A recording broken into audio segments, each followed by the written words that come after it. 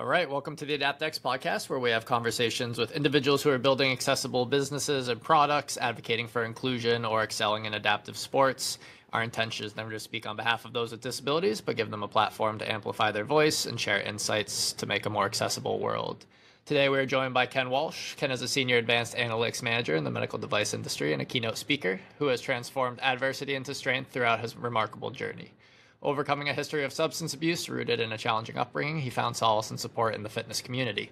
Through sharing his story with high school students, he aims to destigmatize addiction and mental health, offer hope and guidance on the path to recovery. Ken, thanks for joining me today. Oh, you're welcome. Excited to be here. So maybe, I know we talked prior to this, so I know you're comfortable doing so, but maybe just to give a little bit of background into the events that led to where you are today. Can you share a little bit of your upbringing that you mentioned in that bio? Sure. Yeah. So it's a long story. There's a lot there, so I'll try to condense it just a bit. I grew up in a household. We were on welfare. I was the youngest of 6 kids, a mixed family. My mother and my father both met. They both had kids, and I was the only one between both of them. My youngest part of my childhood, besides being in a 1,100 square foot house with 8 people and 1 bathroom and 3 bedrooms. So I ended up with my sisters in a very pink bedroom for about 12 years. But yeah, I think my early years were what I would consider to be great years, right? I didn't know, you don't know, it's really different outside of your household, right? So, but my mother had a troubled past. She had been molested, raped by a family friend multiple times growing up. She struggled with alcoholism and with mental health issues. And so maybe about when I was 9 or 10, I think maybe everything really changed. My brothers and sisters were getting in trouble, being brought home by the police. There was physical and verbal abuse in the household. And there was addiction, drug use that's prevalent. My brothers and sisters, they were kind of smoking weed around me when I was maybe 6 or 7. I was tagging along, following them around everywhere. But about maybe the age of 9 or 10, my mother was diagnosed with cancer, a form of lung cancer, but not due to smoking. Her and my father were very heavy smokers. But she went through radiation, and in the process of that, she was introduced to pain pills in the form of opiates. And this is kind of very, very early days, late 80s. So there's no control, and she was kind of doctor shopping. She became hooked very quickly. Like I said, she was already an alcoholic, so that was sober. So she got hooked on opiates, and she was bipolar type 2, and so we went through many years where she barely got out of bed, and there was many suicide attempts, and visiting her in the mental hospital and things like that, and kind of multiple teenage pregnancies at the same time with my brothers and sisters. And I started smoking weed and drinking when I was about 14. I think happened in my neighborhood and with my best friend, and I think we almost kind of couldn't wait to start, really. It was almost the expectation, I think, the way I grew up. It's crazy to say that now, but it's just true. And so then I think as I got into my teenage years, my brothers and sisters, for the most part, left the house, but my sister had become a heroin addict. And she moved away to Fall River, ended up going to, becoming an addict, like I said, and prostitution. She had a baby. She gave it up for adoption. She ended up going to jail for about 2 or 3 years. She came back home sober in my late teenage years and kind of played that mother role, really, that I was looking for, right? She asked for my report card. She went to my, soccer games, things like that. I was always an athlete. I always did very well in school. School was really easy for me. And she came home and, she was doing well. But always talked about kind of if she would have run into heroin and do it again, she would kill herself. And she ran into and used heroin, and the next morning, I was 17. The next morning, she shot herself in the heart on the side of a main road in my town in North Kingstown that I grew up in. And so I just kind of, from there, I really dove deeper into the drugs and alcohol and isolated myself more. I didn't deal with it at all. I wouldn't talk about my emotions. I wouldn't talk about, really nobody asked. any of the trauma that was going on in my household and the things that were going on. And um, like I said, by that time I was, I guess you call me a pothead, but I was still an all-state soccer player. So went off to college at URI, and then I think things would progress from there. But I mean, that's I guess, brief synopsis of my childhood and what happened and what kind of led me to that point that I left home to try to build a new life. What factors differentiate between those who make it out of an environment like that and those who don't? I wish we knew, you know, um, you're far more likely to repeat the cycle, and I did for the most part for many years. We lose hundreds of thousands of people to, addiction and mental health disorders every year, including alcohol in that. And we don't know why. We just don't seem to have answers. I mean, I think the one thing we do know is that, childhood trauma is the number one predictor of addiction or mental illness in adulthood. Partially because, um, you know, I guess kids' brains are not built to deal with adult level stress like that, right? It really rewires your brain if you deal with that type of stress in a household or when you're a little kid or if traumatic events happen to you. Um, and so we I think when we talk about mental illness or addiction, we talk about, well, is it genetic? And I think to some degree it is, especially bipolar. But at the same time, it just seems that people who end up in households that have a lot of that end up with mental illness and addiction, and then they now, as adults, build a household that has that, which then, and it kind of passes that on. I think for me specifically, the only reason, I mean, I don't know, I have a lot of drive, I guess you could say. I was never willing to settle, but also, like I said, school was really easy for me. And I think if it was something where school I had to work really hard, I'm not sure at that age I was ready to put the work in. So I got by with my drug and alcohol use, and barely just mailing it in at school and still getting A's and B's. At what point did things kind of switch for you? Or maybe was there a specific incident that you were like, oh, I need to turn this around? Well, I mean, going to college, I went to University of Rhode Island. It's a great party school. Joined a fraternity, right? I mean, drinking every night, smoking every day, all day. I mean, and still, putting, I don't even know, 50%, into my studies. I would leave school for a little bit and go back and take it more seriously, you know, put the work in really hard, but I had to put myself through school. So it was full-time work at the same time as full-time school, at the same time as almost full-time partying at night. When you're young, you can bounce back like that. It was really just the cycle. And, I met my wife on the first day that I went to URI. She was the first person I met at University of Rhode Island, which is pretty cool. We'll celebrate 20 years on April 24th. It's the only reason why I'm talking to you today, to be honest. But I mean, in college, you know how that is. It's just like you're a partier, right? Like, oh, everyone parties and stuff, but we were just like that next level, me and my friends, and that went right into, moved up to Massachusetts with my wife, got a job in corporate America. So did she. We were climbing the ladder. We were doing really well. And new into a company where a lot of kids are young. We're going out multiple nights a week. I mean, that's part of the culture there as well. So you just kind of find those types of people who like that lifestyle that you do everywhere you go, and it perpetuates. But for me, I think I had really, in the later years of college, been introduced to and fell in love with uppers like cocaine and Ritalin and that type of stuff. And that was a love affair that very came very close to killing me and taking everything from me. Um, but I think what people don't understand about addiction is they think you start smoking or using and then immediately you're dysfunctional. But it's really not even close to that. I mean, for most people, there's 10, 15, 20 years in between in which you're in active addiction and it's growing worse and worse. And then you finally get to the edge of the cliff and fall off. You can be extremely productive as someone who's in the throes of addiction. You see it all the time. I mean, we all work with people, we all know people who are drinking way too much every night. They know it. They're inactive, and you would never know, really. So, for me, we kind of continued to build that life. We both got an MBA, went back to school, got an MBA at UMass. And, at some point, I just, I never drank without cocaine or something else. It became just a 1 or 2 or 3 nights a week thing.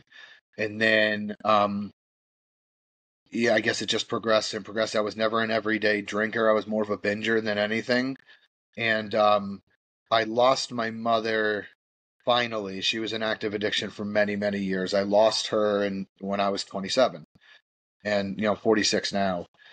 And I mean, really the same thing. Like, I don't remember crying.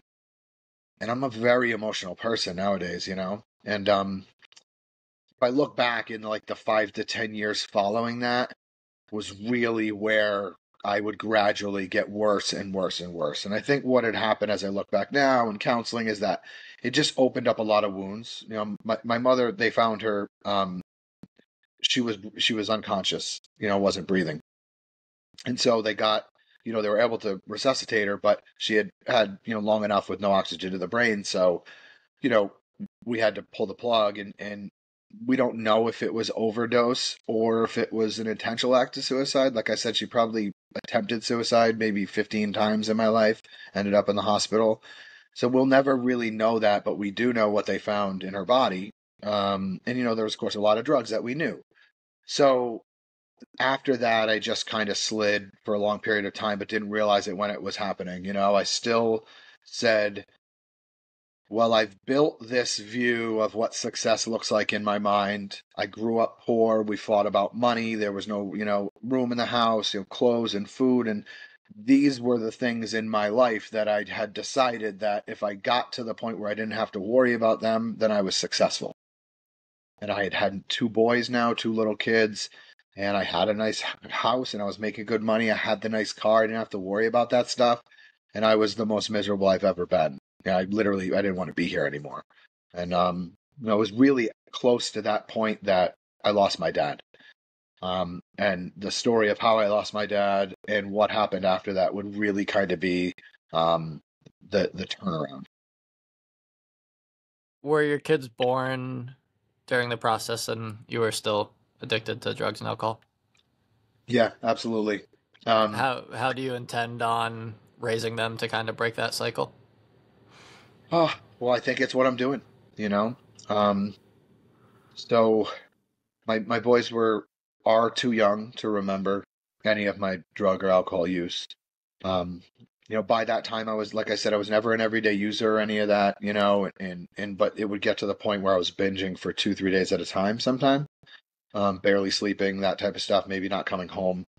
And my father passed in 2012. And so we got a call that he was in the hospital with pneumonia, and came down there and to be with him. My father was a very heavy, unfiltered cigarette smoker since he was like 16.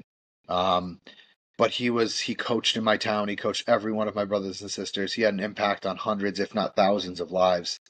And he was somebody that everybody knew and revered and loved. And he just kind of didn't have any words, or he didn't know what to do with me when all of this happened with my sister and my mom and all of that. I mean, we didn't talk about addiction and mental illness back then.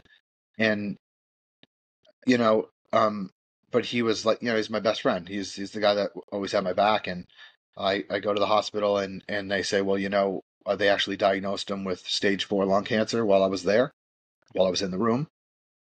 And they said, you have 3 to 6 months to live if the pneumonia does not spread to the other lung, because if it does, you're too weak and it's going to kill you.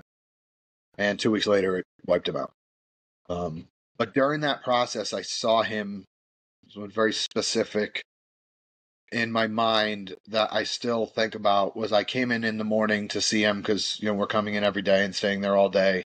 And I asked the nurse, how he was doing, and she said, well, he had a really rough night last night. And I'm like, well, what do you mean? She said, well, he was ringing the buzzer thing, and we come in, and he's just basically like, he's saying, I can't like live in my own body right now, like knowing the impact he's going to have on me and his grandkids and my other siblings, and that he was the cause of his own death.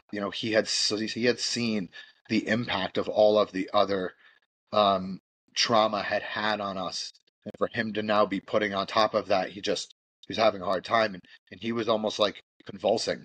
They said like that's how bad he was, like in that spot. They had to put him, give him sedatives and to make him sleep.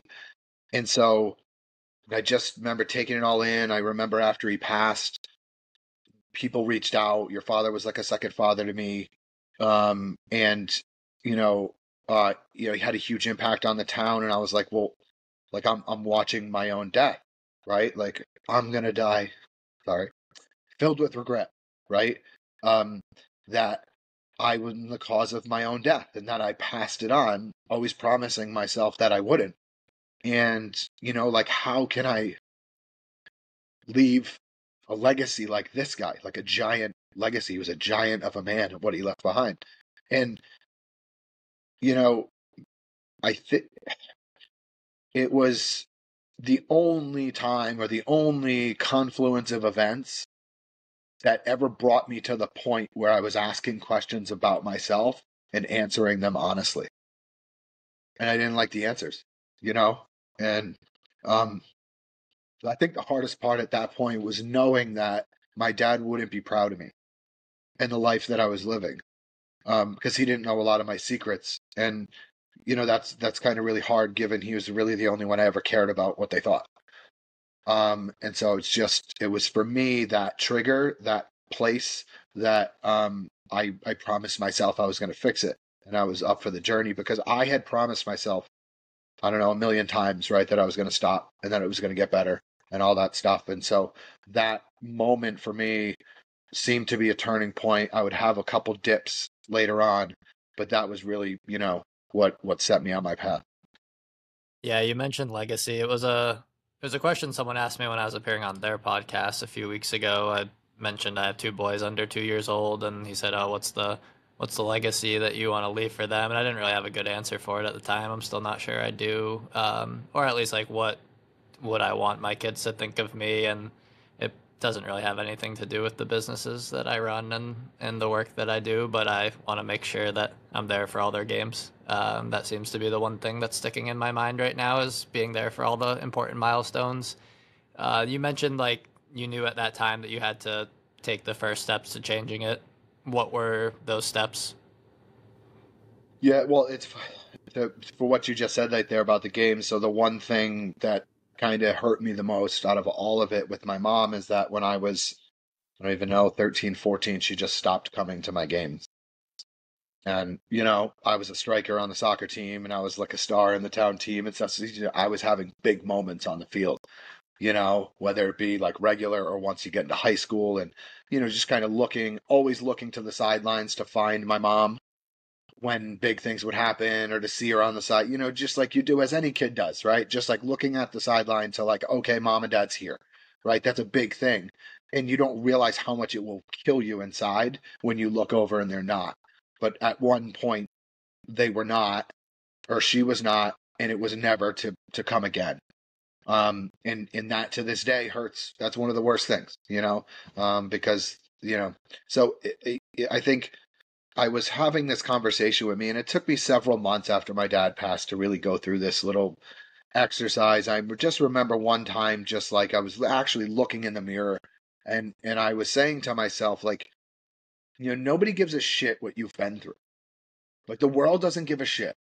The people around you that are closest to you are going to give you excuses. They're going to say, "Oh, he had a hard life. Oh, he's going through a tough time. Oh, he's going through you know, because it's human nature, right? That's empathy. But, you know, nobody outside cares, right? I need to be a good person, a good human, a good dad, a good husband, right? I need to give back to the world, right? That's why you're here.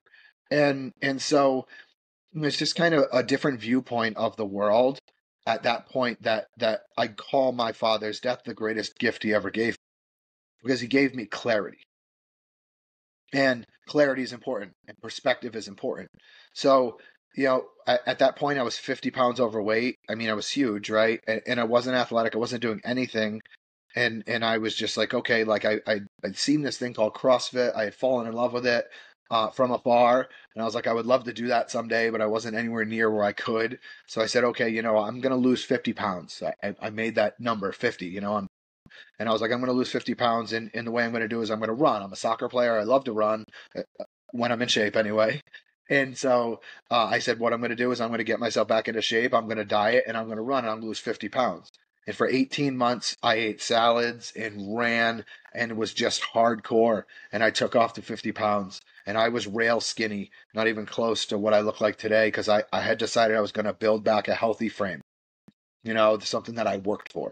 And so I got to that point, and then I signed up for CrossFit and I went into the CrossFit gym for the first time.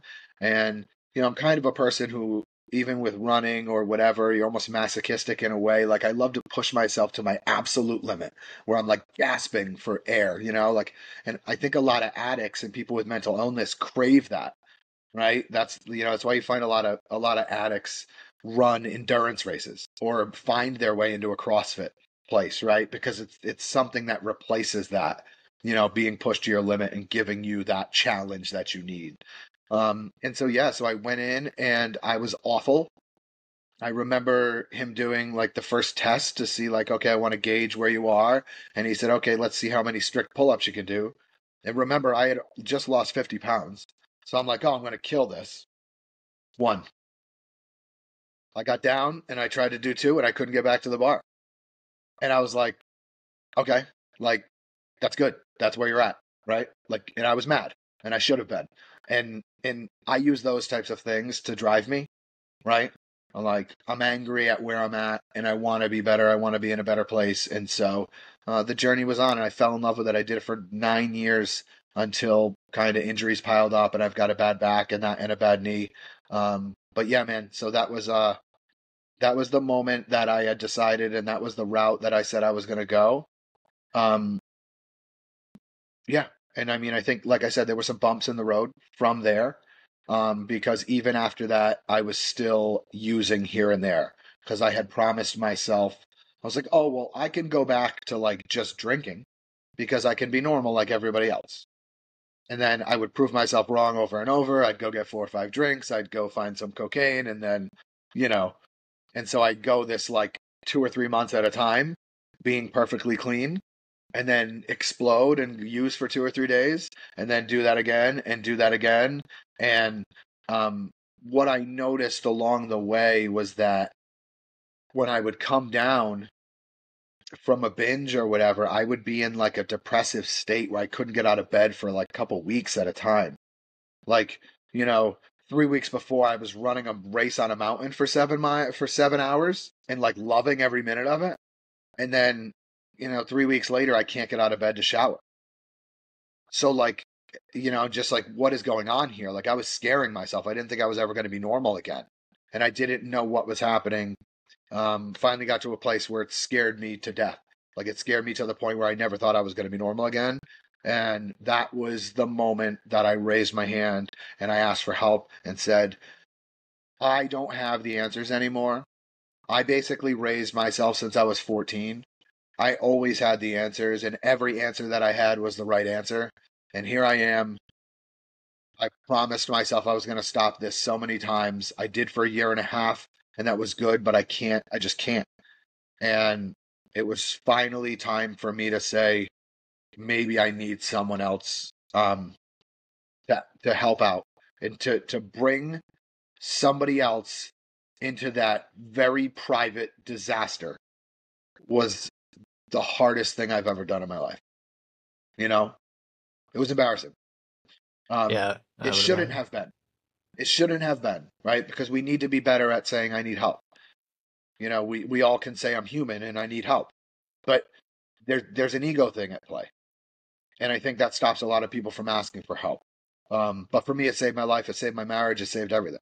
And that was my journey to like finding out I was severely afflicted with a mental health disorder, finding out about my addiction, um, counseling and talking about all the awful stuff that had happened, right? Like that was that journey. Um, but yeah, and then from there, man, I mean that's the journey. That's how we get here. Yeah, you mentioned after your sister passed, you had no intention of sharing your feelings. Obviously, kept it bottled up for a long time before finally finding this counseling, and now you're public speaking and sharing your story.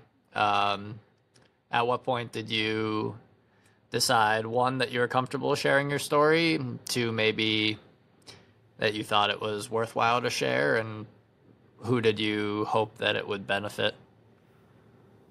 Yeah, those are great questions. I mean, just even before that, we talk about men and vulnerability.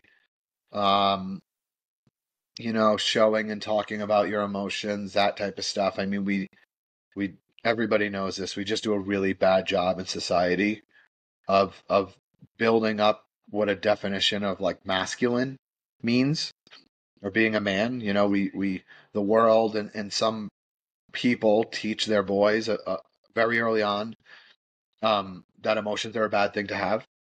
To cry when they're upset or happy is a bad thing.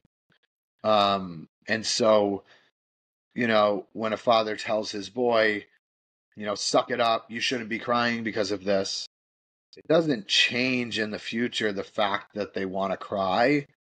But when they do, it just makes them feel broken because daddy said it shouldn't happen. And we wonder why we have so many like young adult males that are broken and violent. It's because we don't know how to express our feelings and our emotions. We don't know how to let people in. We don't know how to be vulnerable. And what you find when you do is that you unlock a part of yourself that people are really drawn to. Weird in a way when so I'm like, I reframe it to say, okay, well, isn't a real man someone who's willing to show their feelings, even if someone's going to judge them? Like that's real masculinity, right? I'm going to be my authentic self. And if you don't like me because of that, or you're going to put a label on me, like I don't need you in my life, right? Like real men do not show emotions because someone will say they're weak, right? It's kind of that opposite. We need to change it. So, you know, I went into counseling and I started talking about things, my goodness, that I never in a million years would have talked about or would I thought I've talked about. And of course I realized that, you know, I went through hell and back and I had a reason to be broken and that I was always going to be broken unless I put the time in, put the work in. Um, and so, and that also validating that some of my anger and resentment for my mom and my sister and people like that was valid and I was okay, doing that. So as I started that journey of like what that looked like, one of the things when I started running again, I said I wanted to do was run the Boston Marathon, and I got the chance to do it. And I got the chance to do it for a charity that I sit on the board of in Rhode Island called the Samaritans of Rhode Island. And um, like, especially at work or really anywhere, like, I would just not tell people about my mom or my sister or what happened in my past, all of that stuff for fear of being judged and those types of things. But um, I went to the executive director of Samaritans, who's a dear friend of mine now, and I said, like, okay, I would like to raise money for you. And she said, okay, but you're going to have to tell your story. She goes, that's what we do. We don't hide that here. If you're going to reduce the stigma and fight that, then you have to tell your story. I remember thinking, like, oh, Jesus, I don't know about that. Like, I'll talk to a counselor about it, but I'm not going to put that out in the world. Um, but you know what? I was like, okay, let's go. Like, if it's for a good cause, I'm always willing to put myself out there and be vulnerable if I think it can help people. And so I put it. I had a GoFundMe or whatever it was, right? And I shared it. I was at a small consulting company at the time. My boss and the president of the company both reached out and said they lost a daughter, I mean a sister to suicide when they were younger. So, and other people reached out saying, they were affected in some way, but I was like, man, this is my boss and the president. Like, these are the people that are like closest to me or who I look up to the most, and they have these shared experiences, and it was it was validating. It was healing because I think I lived in the work world, corporate America or whatever it is, and said if I show who I am or what I've been through, people will judge me. And then maybe I had a chip on my shoulder too, like kind of guarded, like you don't know what I've been through, you couldn't have done what I've done, that type of stuff. But then what happened, I think, is that the things that were isolating me the most then became the things that gave me the connection I was seeking so much. The relationship I built with my boss because of it, the relationship I built with my president. And the president actually said, I'd like to give a sizable donation if you'll put the name of the company on your shirt when you run the marathon. And I did. Right. So, like, um, I was like, okay, I'm healing and other people are healing. And wow, this is powerful. And that was the start. And then from there, I wasn't sharing like I was having trouble with addiction. At that point, I didn't know that I was bipolar type 2. So I would share here and there. And then, as time would go on, I would get a formal, a psychiatric evaluation. I'd get diagnosed as bipolar type 2. And that's what my mom was. And it's genetic. And then that was really important for me because people say, well, how did you feel when that happened? And I said, it was an answer. I had been searching for an answer for so long on why the things were happening in my life that were happening. Now I had a reason. Now I had a way to know. I'm very much a 2 + 2 = 4 guy. So if they said this is what you need to do to thrive with this, and it's exercise and it's eating and it's, bedtimes, you're getting a certain amount of sleep, all of these things that you have to live a certain way, even if it challenges the way you had been living before, if that gives me the best chance to thrive in this world, I'm all in. So, I got that diagnosis. And then I think as the years went on and I was sober for a little bit of period underneath me, I started adding in the addiction piece and that I was in long term recovery. And still, once again, that fitness being the theme that runs through it of that place that I went to heal. I remember so many times running on the road in the early days and just crying as I ran. I always felt that somehow being outside brought me closer to them. And it was kind of a place that I went to like deal with those thoughts or reason with the past and come to grips with it. Um, and I always just found myself finding comfort in fitness. And I think that's what we're here to discuss, right? Like, how do we use fitness to recover from disabilities, to make our disabilities better, to bring other people into our world and try to help them heal through those same ways, right? I mean, I think those are things that you and I are very passionate about and why we're here talking. Yeah, absolutely. Let me try to maybe hash something out. If I'm going to ask you to share, I'll try to do my best to share, but it's things I've never said out loud, so I haven't really fully thought out the sequence of events. So I had a great childhood. Um, I was first introduced to disability when I was 15, so I broke my wrist and I couldn't play basketball, so my mom made me volunteer at a Special Olympics program. And like Oh, all I love mom that. and like moms, they're always right. So that was my first exposure to disability, and immediately I was enamored with something associated with it. Maybe I couldn't pinpoint it at the time, still maybe can't pinpoint it exactly, but I think maybe in a world where you have a lot of pressure from external um, sources, it was really refreshing to just have people that really cared for your time, and they kind of accepted you as who you were.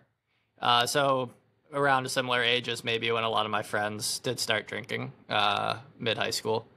That made me pretty mad. I'm not sure exactly why. I was working with a lot of people with disabilities, and I felt like they were dealt an unfair card, and I was mad that my friends who weren't were maybe wasting their abilities to a degree. So that made me angry. So the transition to college wasn't great because obviously at college, it's a huge part of it. So I'm not sure I really found anyone at university that was, and maybe I didn't make enough of an effort, but who was like me and that I just really wanted to study and I really wanted to do well and I really wanted to help those kids that I was working with in Special Olympics. So, but when I was 19, my next door neighbors that I grew up with both passed away about like 6 months apart from one another. So Will in a car accident, and then Leah from cancer 6 months later. And at that time, I transferred, so I commuted to school. Kind of needed to be out of that environment. and I started working full time as a behavioral therapist for one of the kids. Um, and yeah, I guess it was just like ingrained in me from there that my role was to help other people instead of myself. And so maybe like you have never spoken to anyone about it, have never dealt with maybe anything that kind of ingrained some of these thought processes in my mind. And maybe along the way somewhere I became like addicted to my work. I don't Mhm. know if that obviously not conflating it to drug alcohol addiction, but yeah, for the last 8 years, maybe less so in the last year and a half after my son was born, and I've worked hard to try to prioritize time with him. But maybe for the first 6 years of owning my gym, pretty much everything revolved around work, and I think I was Yeah. just using it to distract myself and using it as a way to not have to address anything that was bothering me. So running probably is similar in some ways. I like you said like when you're outside you feel connected to people. I always kind of have a mantra in my mind when I'm racing that it's like a privilege to suffer. There's a lot of people Yeah. I work with that can't run. Obviously my Yeah. friends who passed away don't have the opportunity to do these things. Feel a lot of guilt about that. And so I wonder if like work and running can be an unhealthy addiction, and if so, whether that should be addressed or whether it should be leveraged. Yeah, it's a good question. It's a good topic to discuss, right? I think, but the thing that I heard from you that resonated with me is what I was talking about before is clarity and perspective, right? So you had an unfortunate accident which took you off of the basketball court, and then you worked with special needs kids, right? And that gave you a perspective, that gave you clarity on the world that other kids your age didn't have, and it will change you. If you're willing to let it change you, it will. Like some things like that have such a dramatic effect, and that it changes you forever. And but that's in a good way. There's other stuff that's in a bad way. I think you said, I'm not conflating it with kind of what I've been through or whatever. And what I say is, it's not a contest. You know, we all have things, and we just always try to do our best. We try to get to a point where we understand everything in moderation. Specifically for me, I have a very addictive personality, so I can get caught up in things, and I have to always kind of remind myself of like, okay, is this healthy? Is this too much? Is this whatever? Right? So just like maybe you're asking yourself those questions, but the only person I think that holds the answers to those are your wife. Um, are you being the person you need to be for her and at home? And if the answer is to some degree no, then it's a conversation that you have to be willing to be open to and change for. I think that every person on earth should go to counseling. I think it is therapeutic to talk about anything, your relationship with your dog. Like it just because I think, we oftentimes just don't really know if it's quote normal to have some of the thoughts we have, and then we question them maybe. Like, do other people think like this? And I hate that term normal, but the point is, I mean, it couldn't hurt, an hour a week with someone that you trust to talk through some of these questions and issues and have them kind of ask you some very pointed questions. Be willing to be open to the process and the truth. Yeah.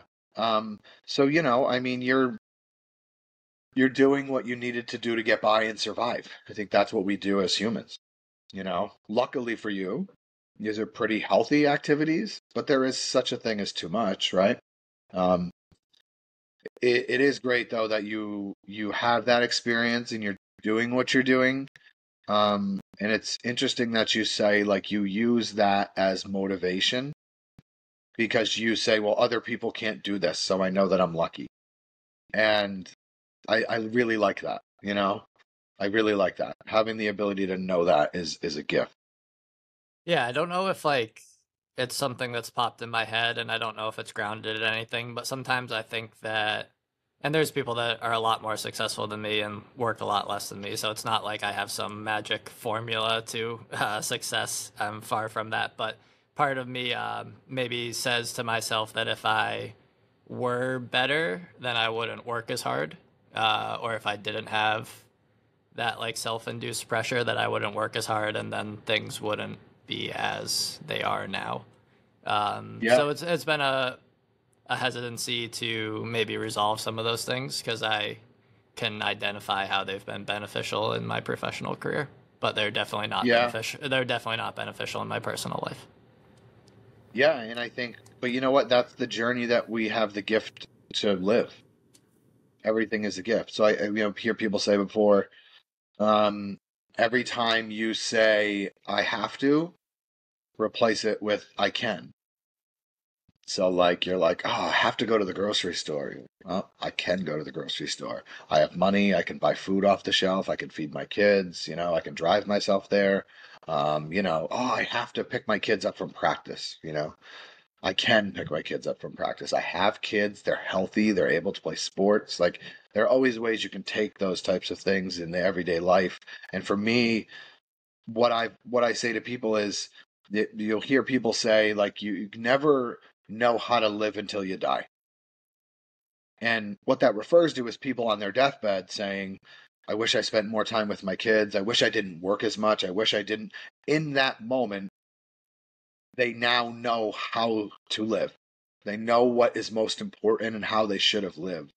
Well, people who suffer from addiction and mental illness to the point where we've been suicidal, passively or actively, or we have not wanted to be here, or we've been so deep with no hope, when you get a chance to get back into this world and thrive, man, everything is different.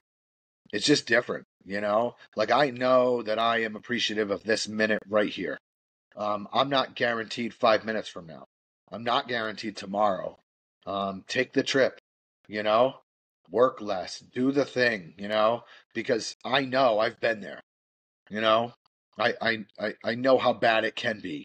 And because of that, things that I would have many years ago considered to be big deals are trivial.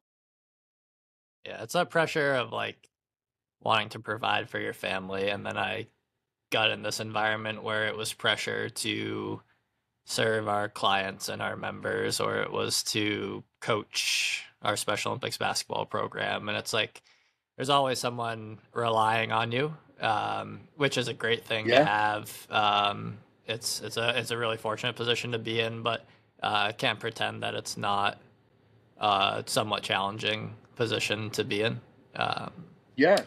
Well, like I said, I mean, I think for you, you're young and you're successful and you're on your journey, right? The important part of I think what I hear you saying is that I'm asking myself tough questions about the model in which I'm living my life, you know? And that's all we can do, right? Not be hard on ourselves, right? But just say openly and honestly, like, am I liking this? Am I missing out on other things? Am I doing this?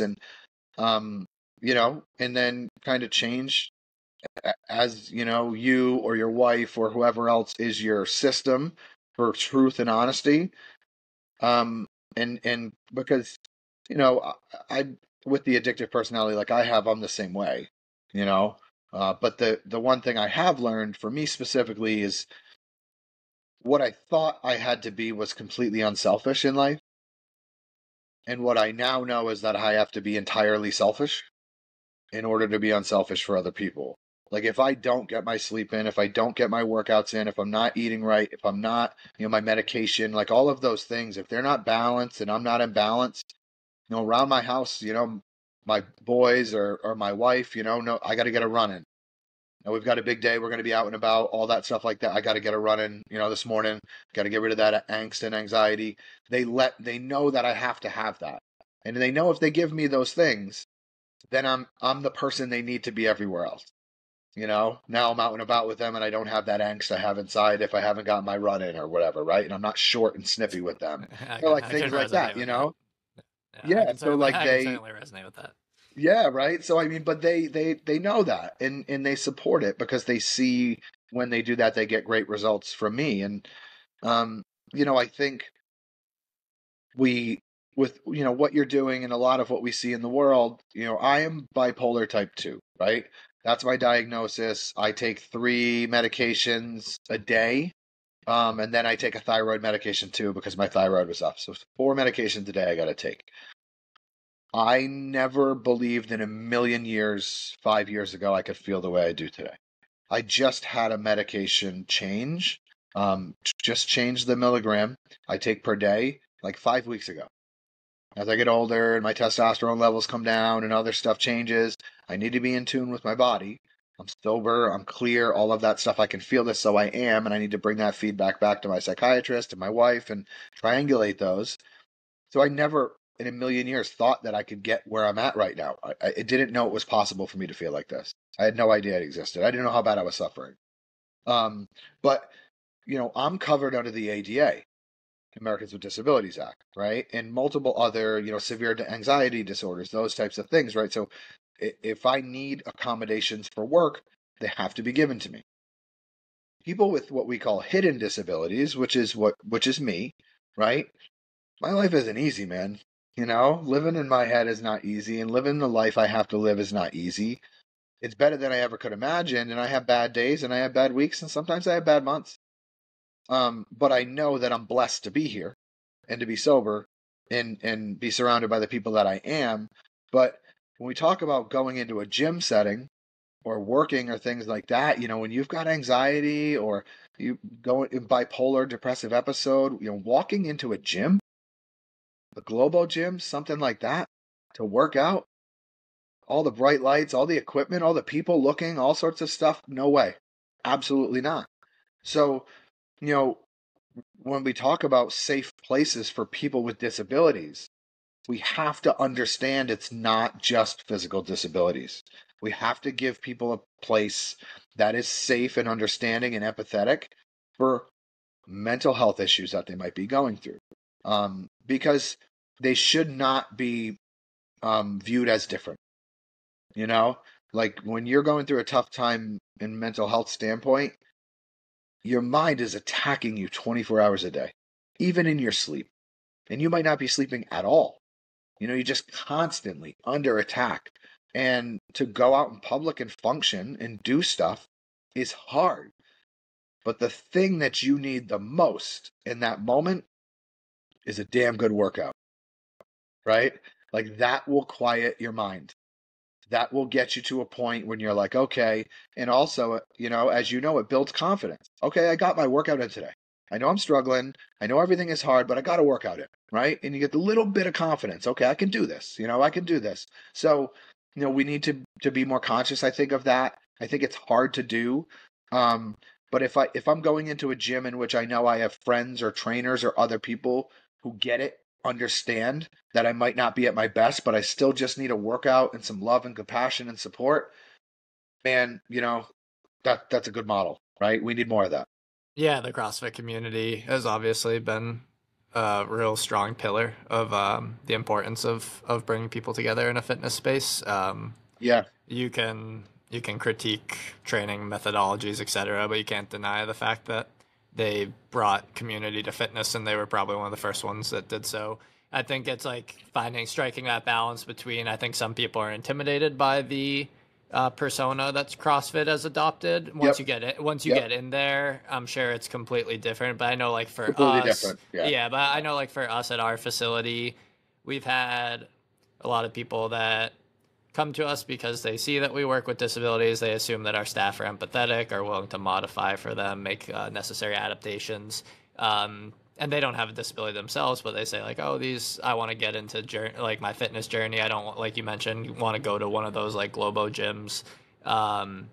So that's where like the value of inclusion and accessibility, I guess, doesn't just benefit the people with physical disabilities, but it kind of benefits all populations, a lot of populations at least. So I think that's Yep. where like creating a welcoming and inclusive community has allowed us to train people of all abilities, Yeah, not I just. really didn't think about that, but that's a good point, right? I mean, if you're creating that environment and they know it's a very accepting environment, people who are really out of shape or have maybe confidence issues or things like that, like they'd be more willing to go to that gym because they understand, okay, the staff here gets it, right? They work with people, and they're empathetic and there's love and compassion and stuff. I mean, and you're right about CrossFit. It's really, the barrier is really in the scaries of like, oh my God, these people are crazy. I mean, if you go into a gym, like a CrossFit gym, most workouts you'll find almost everybody's over 40. Half of them are women, right? Every different look and walk of life, and not any of them are crazy like fitness freaks. Like when I was doing it, I was, right? Because that's how I approach everything. But what I also knew at the time for me is that if somebody walked through that door knew I was the first one to greet them, I was going to talk to them throughout the workout because I know looking at me and watching me do a workout was going to be crazy intimidating for them. So I wanted to say, hey, I'm Ken, blah, blah, blah, welcome. We're so glad to have you. And then at the end, be like, what'd you think? We'd love to see you again. I think, in that model, we call it the family or the community. It's very much expected for the senior members or the ones that could be intimidating to be the ones that are the most welcoming, to set the standard for how things happen in here. But you got to get somebody in the door first. And that's the hardest part, right? When they have that thing in their head. But yeah, it's the family, it's the community. I know some, in struggling in and out, like some of those first years when I was doing it, when I wouldn't show up for a week, the trainer, a couple other people in the class, they'd reach out to me. Hey, where you been? Blah, blah, blah. You know what I mean? And I'm getting over a bender and could barely get out of bed, and it's just nice to go into a place where you feel loved. I think we all just want to be seen, right? And feel loved, right? And I think, what you're trying to build here, why I respect it so much, is exactly that. Fitness is the key to so many things. And you don't have to be crazy fit. It just has to be part of your routine. It does help settle you down. It does help build the confidence. No one's saying you've got to be a Greek god or goddess. No one's saying you've got to be all of these things. We're just saying, because for you and for me, it has been really healing and helpful over time. We just want other people to benefit from it like we did. And that's why now, like, you talked about me speaking, like I speak to my local high school, to all of their health classes every year. The senior health classes, I speak in other places. And now I tell the dirty, grimy story of like all of it. And it's really, really impactful. The kids tend to love it. The feedback is great. And the message is really at the very basic level. We've all got shit going on. Even you looked at me in school. I was an all-state soccer player. I dated the pretty girl in school, got good grades. Like, I had it all going on, right? Like, unless you knew me or my close friends, you had no idea what the hell was going on in my house. You have to understand that, like, everybody's got a story. And in high school, especially when, like, it can be really hard because everything's clicks, right?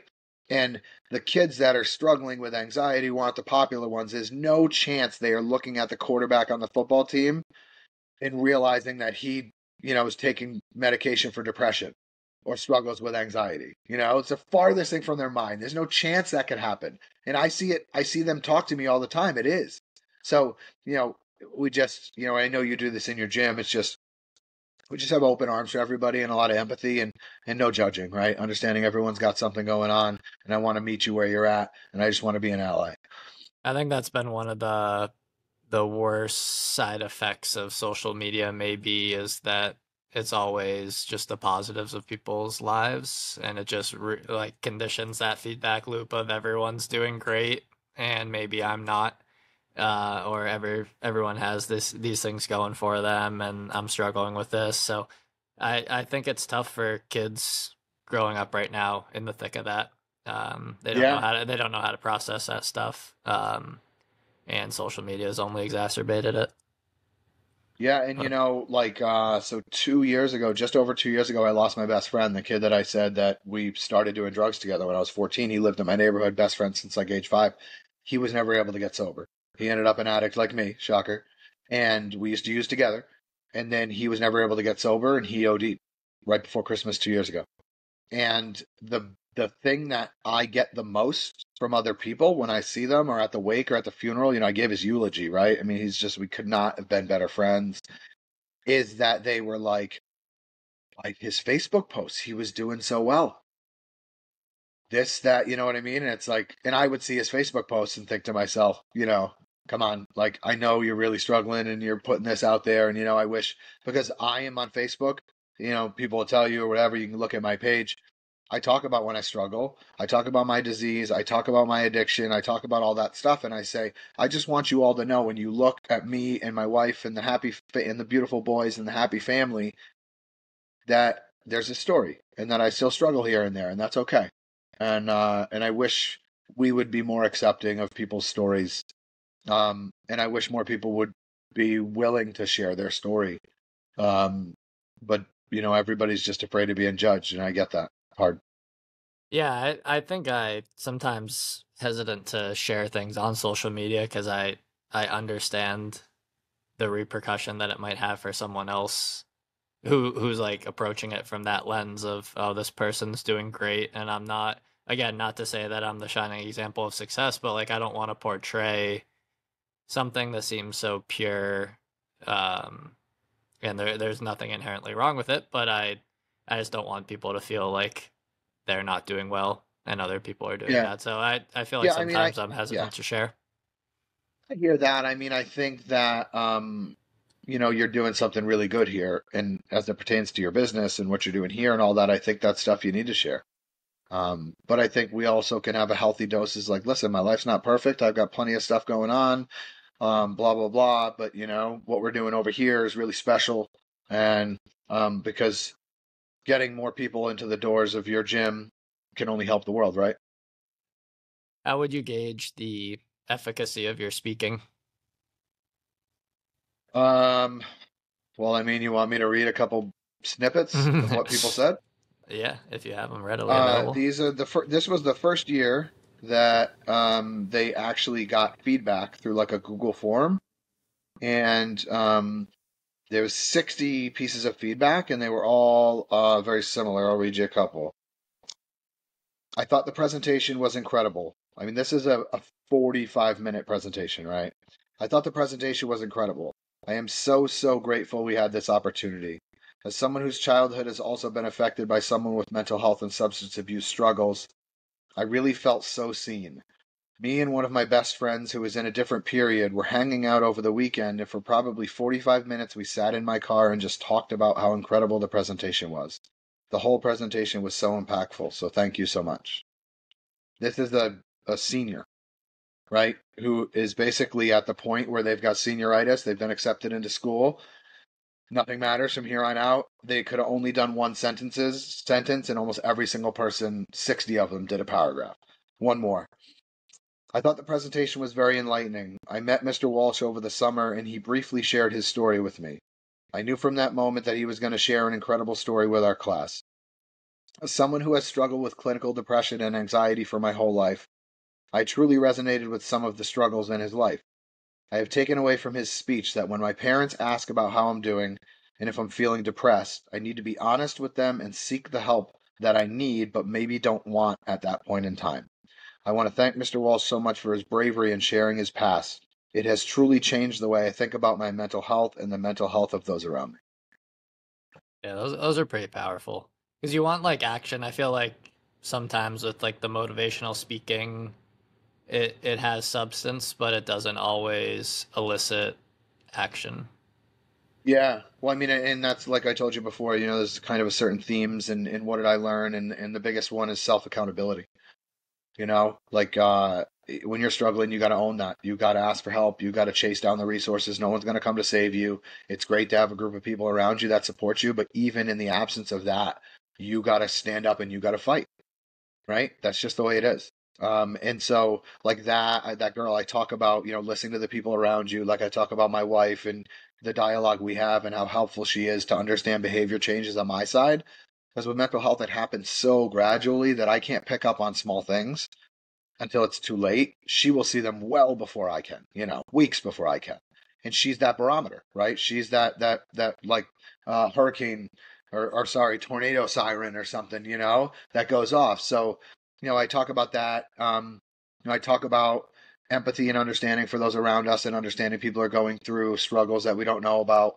So yeah, I talk about loss. I talk about how we need to remember people lost from addiction and mental health, that these are people that are dying from like deadly diseases and courageous fights against a deadly disease. And when we remember somebody that dies by cancer, we always say, oh, they fought a courageous battle against a deadly disease, and we remember them for how they lived, right? And then we lose to suicide or mental or drug or alcohol, we remember them by how they died. We never say, oh, they were amazing, like blah, blah, blah. Every time I talk to people like, suicide survivors, we call ourselves. So when, someone who lose, I'll talk with them as part of like, people will reach out and say, hey, can you come talk to them? And I'll say, tell me about Bob, and they'll say, oh, he's drinking too much and he was depressed. I'm like, no, no, hold on, wait, like, tell me about Bob. Like, how did Bob live? Right? Oh, he was the best husband. Oh, he's a great father, and he loved animals. And you can see they smile, right? Like, why is their go-to the way they struggled and died? And we've conditioned that in society as opposed to like how they lived, and then say, well, yeah, I mean, we lost them after a courageous battle against a deadly disease, because that's what it is. Because the people we lose to mental illness and alcohol, and drug abuse, the stats on those people dwarf the amount of people we lose to cancer. I mean, it's not even close. It's like triple, and or more in cases. So, like, how do we remember the people we lost to these? Can we remember them with dignity and kindness and respect? And then that way, other people who are struggling be willing to raise their hand and say, I'm struggling, because now we view them differently than we did. And now I'm more willing to raise my hand and say I'm struggling because I don't think people will judge me. Like, how do we change the conversation about these things that are so stigmatizing? Um, and even small things, like a lot of people say, oh, they committed suicide or killed themselves, right? And we're like, well, let's try to go away from that. Like, we try to say died by suicide, lost to suicide, blah blah, that type of stuff, because those other ways to describe it come with these negative connotations, these verbs that are so like, oh, heavy. And so we try to like change that. So like I weave all of that kind of into the story about you know where I've come from, what I went through. Like I said, it's a long time. I mean, there's a lot there, and but most importantly, like what I've learned and the lessons that I've learned and the way that I'd like them to view people, themselves, society, and these diseases. And I cry, you know. Like I talk about how I lost my sister or my mom or my dad. When you saw that before, like that happens every time. And I tell them, like, when I tell you this story, I'm going to cry. I'm going to fight back tears. Like, I know right now that makes me a real man. I didn't know that years ago. I was afraid to show that side. But this is raw. This is my life. This is the way it happened. And people, that if you're talking about absorbing and what it means to them and how they can turn it into action, it's got to be emotional, it's got to be raw, and it's got to be passionate, right? Yeah, I think we already answered the theme of like how to make fitness more accessible from this lens of making sure you're more welcoming, creating a accessible, inclusive, empathetic environment, understanding that invisible disabilities, hidden disabilities, whatever you want to call it. I know there's some debate in terms of what the most appropriate terminology is for that. Right, right. Yeah, Understanding that those exist, understanding that inclusion's not just physical disabilities, but it's creating a place where people feel a sense of belonging and they feel included and supported. So I think that is the most applicable takeaway weaving this yeah, conversation in with the accessibility of fitness. And when we talk about accessibility of fitness and we look at Down syndrome and CP and physical disabilities, but there's a lot more to it. And I think this conversation addressed those things. If yeah. And I mean, all in the same place too, right? Like that's what you were talking about your gym, right? People, it's not just for people with disabilities, right? So like when you create these places that are only for certain groups of people, then that doesn't foster the inclusion and the belonging you're talking about. You're saying people are walking through your doors because they just don't want to be judged. So now you've got quote normal people. I hate that term, but my point is like they don't have disabilities. They're and they're in the same place. And now it's not just a place for people with disabilities, right? It's a place where there's empathy and love and understanding and no judgment. And I think that is most important because people with disabilities don't just want to be known as people with disabilities. They just want to be normal people, but have places they can go and fit in. Yeah, it's tough because like if you were a member at my gym, everyone would categorize you in that normal group, Absolutely. unless you readily shared your story with everyone at our facility, or that if you share it all with the people at your CrossFit box. But yeah, that just goes to show that there's a lot more underneath the surface for everyone. Yeah. And I do share in the gym or whatever because I want people to know that. But most Because people when they don't. look at me, they wouldn't, they look at me, they wouldn't think it. And I want them to think it. I want them to say, holy shit, that stereotype, that's not the person that I thought. And when they have that moment, that's exactly what we're trying to do. Fight the stigma, fight the stereotype, and say, this could be anyone, anywhere, and it doesn't discriminate. Thank you for listening to the AdaptX podcast. Our effort to amplify the ideas of our guests and create more inclusive and accessible industries is futile unless these episodes reach a larger audience. If you enjoyed our discussion today, please leave us a rating or a review on whichever platform you use. And if you would like to learn more about AdaptX, the course that we teach to health and fitness professionals and the projects that our organization is working on, you can subscribe to our newsletter through our website, www.adaptx.org. Until next Monday.